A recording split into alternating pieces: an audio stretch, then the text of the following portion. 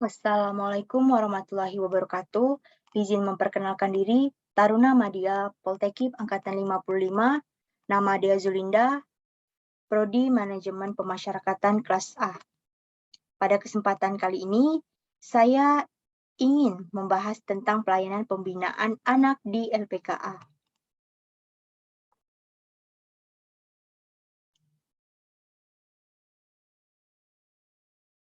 Baik, sebelumnya saya ingin menyampaikan tentang filosofi paradigma SPPA. Yang dulu, retributive justice menjadi rehabilitasi dan restoratif justice. Sebelum adanya Undang-Undang SPPA, ada Undang-Undang Nomor 3 Tahun 97 tentang Pengadilan Anak. Pada pasal 1 ayat 2 di sana menyebutkan anak nakal, yaitu anak yang melakukan tindak pidana atau anak yang melakukan perbuatan yang dinyatakan terlarang bagi anak, baik menurut peraturan perundang-undangan maupun menurut hukum lain yang hidup dan berlaku dalam masyarakat.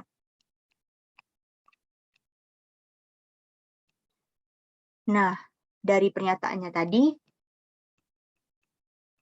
itu tidak relevan lagi dari aspek yuridis, fisiologis, maupun sosiologis, karena tidak memberikan solusi yang tepat dalam penanganan anak.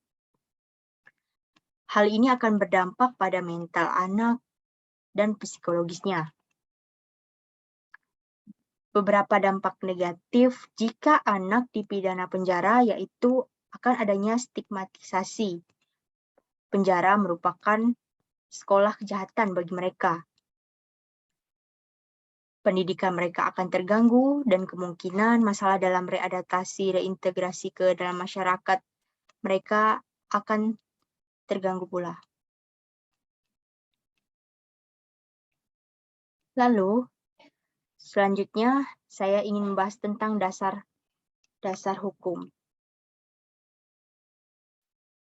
Dalam penanganan anak yang bermasalah dengan hukum ini, dasar hukum yang digunakan adalah Undang-Undang Nomor 12 Tahun 1995 tentang Pemasyarakatan, yang selanjutnya Undang-Undang Nomor 11 Tahun 2012 tentang SPPA, selanjutnya kesepakatan bersama penanganan ABH di 6 lembaga atau kementerian pada tahun 2009, dan kesepakatan bersama rehabilitasi sosial ABH di 6 lembaga atau kementerian tahun 2010.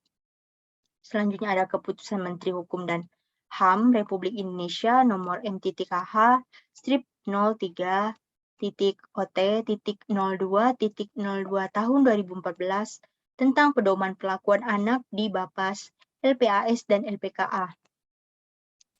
Dan yang terakhir, peraturan perundang-undangan lain yang berlaku.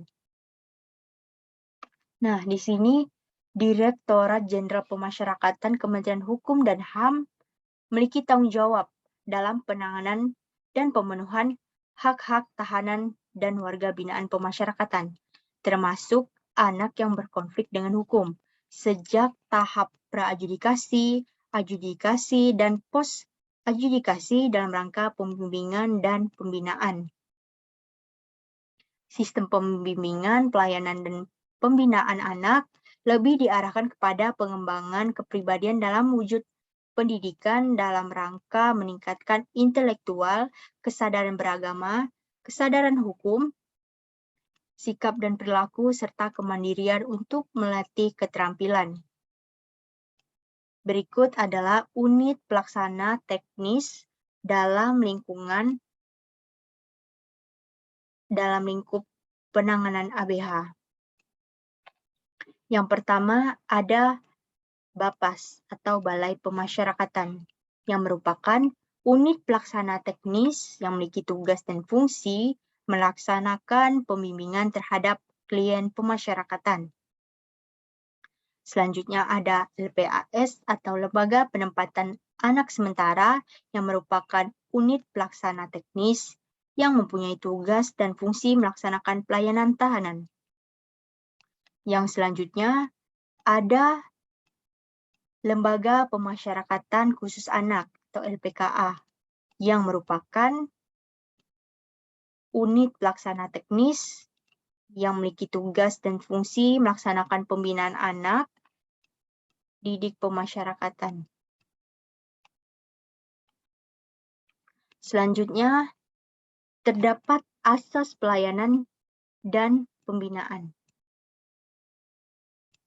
Dalam pasal 2 Undang-Undang Sistem Peradilan Pidana Anak telah disebutkan bahwa anak itu harus diberikan perlindungan, keadilan, non-diskriminasi, kepentingan terbaik anak, penghargaan terhadap pendapat anak, kelangsungan hidup, dan tumbuh kembang anak, pembinaan dan pembimbingan anak, proporsional, perampasan, kemerdekaan, dan pemidanaan sebagai upaya terakhir. Dan selanjutnya, penghindaran pembalasan. Pada pasal 3 Undang-Undang SPPA, hak anak adalah sebagai berikut. Anak harus diperlakukan secara manusiawi dengan memperhatikan kebutuhan sesuai dengan umurnya. Dipisahkan dari orang dewasa, memperoleh bantuan hukum dan bantuan lain secara efektif, melakukan kegiatan rekreasional, bebas dari penyiksaan, penghukuman, atau perlakuan lain yang kejam, tidak manusiawi, serta merendahkan derajat dan martabatnya. Tidak dijatuhi pidana mati atau pidana seumur hidup. Nah, anak harus mendapatkan hukuman setengah dari orang dewasa. Mereka tidak ditangkap, ditahan di penjara, kecuali sebagai upaya terakhir dalam waktu yang paling singkat. Memperoleh keadilan di muka pengadilan anak yang objektif, tidak memihak, dan dalam sidang tertutup untuk umum. Karena identitas mereka tidak boleh dipublikasikan. Anak harus memperoleh pendampingan orang tua, wali pengasuh, dan orang yang dipercaya oleh anak. Anak harus memperoleh advokasi sosial, kehidupan pribadi, aksesibilitas terutama bagi anak yang cacat, memperoleh pendidikan, pelayanan kesehatan, dan hak lain sesuai dengan ketentuan perundang-undangan. Nah, yang selanjutnya ada hak anak yang sedang menjalani pidana. Pada pasal 4 Undang-Undang SPPA, anak mendapatkan pengurangan masa pidana, memperoleh asimilasi, memperoleh cuti mengunjungi keluarga, memperoleh pembebasan bersyarat, memperoleh cuti menjelang bebas, memperoleh cuti bersyarat, dan memperoleh hak-hak lain sesuai dengan ketentuan. Nah, selanjutnya yang akan kita bahas adalah proses pembinaan anak didik pemasyarakatan. Pada tahap pembinaan tahap awal ini ada 3 unsur, yaitu admisi orientasi, pelaksanaan pembinaan, dan evaluasi pelaksanaan program. Di dalam admisi orientasi, terdapat registrasi, pengenalan lingkungan, pengamatan, litmas, klasifikasi dan penempatan sidang TPP untuk rencana pembinaan tahap awal. Selanjutnya ada pelaksanaan pembinaan yang meliputi pembinaan kepribadian. Nah, di dalam pembinaan kepribadian ini, mereka diberikan pembinaan tentang kesadaran beragama, kesadaran hukum berbangsa dan bernegara, pembinaan intelektual, konseling psikososial, program kesegaran jasmani atau dengan berolahraga, program rekreasi atau hiburan, dan lain-lain sesuai kebutuhan. Dan selanjutnya mereka juga diberikan pembinaan latihan keterampilan yang program pembinaannya itu harus sesuai dengan kebutuhan, sesuai dengan minat dan bakat si anak, dan sesuai potensi serta kebutuhan masyarakat. Selanjutnya ada perawatan, dan berdasarkan litmas, anak didik pemasyarakatan dapat diberikan asimilasi tanpa memperhatikan masa pidana yang telah dijalani dan tahap pembinaan. Dan selanjutnya ada pemenuhan hak-hak lain. Terakhir ada evaluasi pelaksanaan program. Yang kedua ada pembinaan tahap lanjutan. Di sini proses pembinaan anak didik pemasyarakatan juga terdiri dari 3 unsur. Yang pertama, rencana program, pelaksanaan pembinaan, dan evaluasi pelaksanaan program. Pada saat rencana program, sama seperti pembinaan yang tahap awal, ada litmas juga, karena di dalam litmas ini terdapat data dan informasi serta perkembangan pembinaan dan reassessment. Yang selanjutnya juga ada sidang TPP untuk menentukan program pembinaan lanjutan. Yang terakhir ada klasifikasi dan penempatan berdasarkan hasil penilaian lanjutan. Selanjutnya ada pelaksanaan pembinaan, dan di sini terdiri dari pembinaan kepribadian yang di dalamnya termasuk pembelajaran, pembimbingan, pembinaan, kesadaran beragama, kesadaran hukum berbangsa dan bernegara, pembinaan intelektual, konseling psikososial, program kesegaran jasmani, program rekreasi atau hiburan, dan lain-lain sesuai kebutuhan.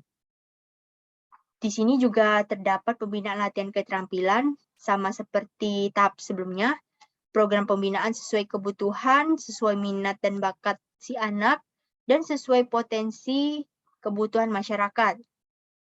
Selanjutnya, ada perawatan serta pemenuhan hak-hak lain.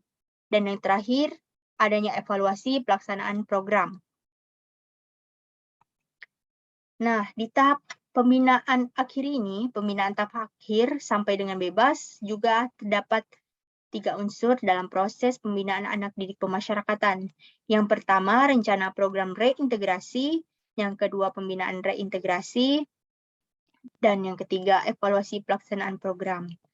Rencana program reintegrasi ini, sama seperti sebelumnya, ada litmas, sidang TPP untuk menentukan program reintegrasi, dan yang terakhir klasifikasi serta penempatan berdasarkan hasil penilaian lanjutan.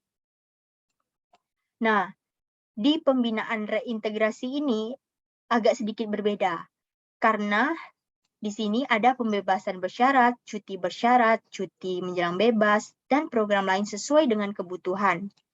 Mereka juga mendapatkan perawatan serta pemenuhan hak-hak lain. Dan terakhir, adanya evaluasi pelaksanaan dari program. Tujuan pemasyarakatan ini merupakan reintegrasi sosial, di mana pemulihan hidup, kehidupan, dan penghidupan bagi si anak. Nah, kesimpulannya, anak harus mendapatkan pelayanan terbaik. Walaupun dia di dalam LPKA, mereka harus diperlakukan selayaknya anak baik di luar sana. Karena setiap anak adalah bunga dengan jenis yang berbeda dan semuanya membuat dunia ini menjadi sebuah taman yang indah. Sekian dari saya, mohon maaf bila ada kata yang salah maupun banyak kekurangan. Terima kasih. Wassalamualaikum warahmatullahi wabarakatuh.